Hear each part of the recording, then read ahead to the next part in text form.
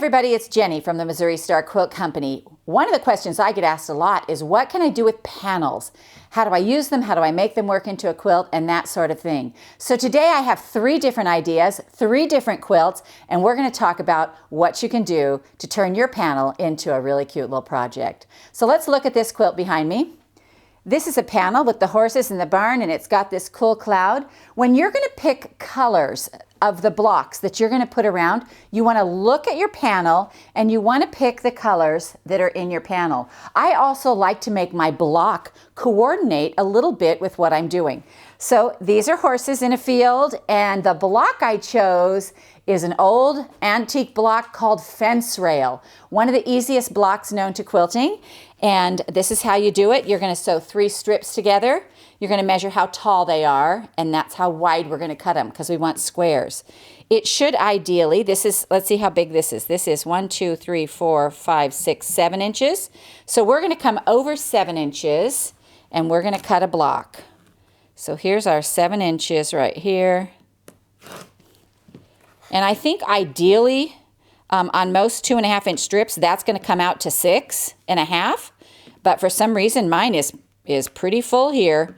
So you want to actually measure it the size of your strip set, because that changes with your, with your seam allowance as well. So what we're going to do is we're going to cut our blocks on this, and then we're just going to rotate them so they go this way. So you see how we've done that here? Now, one of the things you have to watch out for is normally your panel is a certain size, and people often try to fit their blocks to the panel.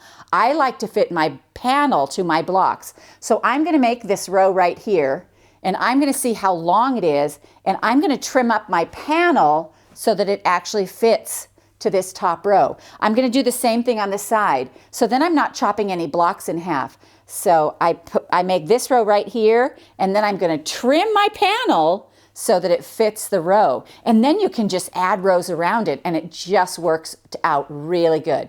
So let's take a look at the next one. So look at this one now. This is a great panel for those nature lovers. It's got the deer on it and the beautiful colors. And I love how this sets in here. The colors blend just enough that it just kind of flows out into these bricks. And all we did was stagger rectangles on here. So we took our 10-inch squares and we just cut them in half to make 5 by 10-inch rectangles.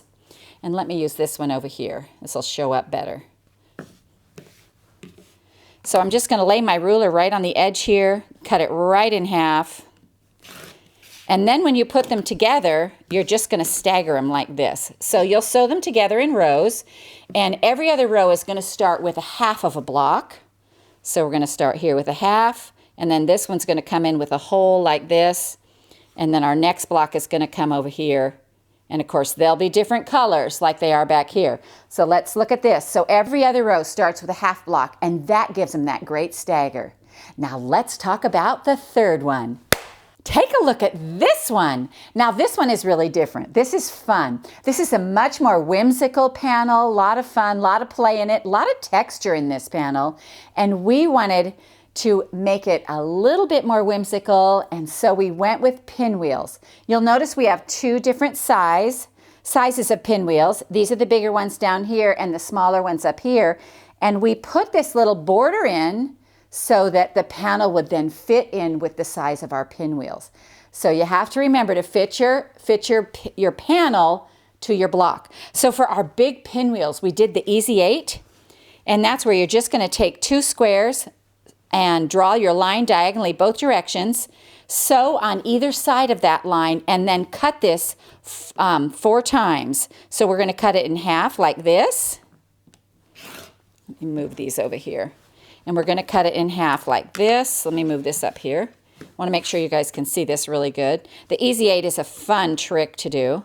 So again, your ruler, if you have a 5-inch ruler, it lays right on the edge of your block. We're cutting them in half both directions, and then both on the diagonal like this. And one more cut over here. And this gives us 8 half square triangles right here. So you're going to use 4 of these to make your bigger pinwheel. For the small, tiny pinwheel, what we did was we took the same Easy 8 block, but we cut it in half only vertically and horizontally like this. And this. So we're just cutting it in half. And then we end up with this block like this that is already sewn on both sides. So just like the Easy 8, we drew the big X, sewed on either side. Now we're just cutting this in half both ways. So then we're going to take these 5-inch ones and we are going to draw that line the other direction and do the Easy 8 on a tiny one, on this little 5-inch one. So we're going to draw our line right here and sew on either side of this one. And let me show you how that works. So we're just going to come to the sewing machine and we're going to sew right down this one side right here. And right down the other way.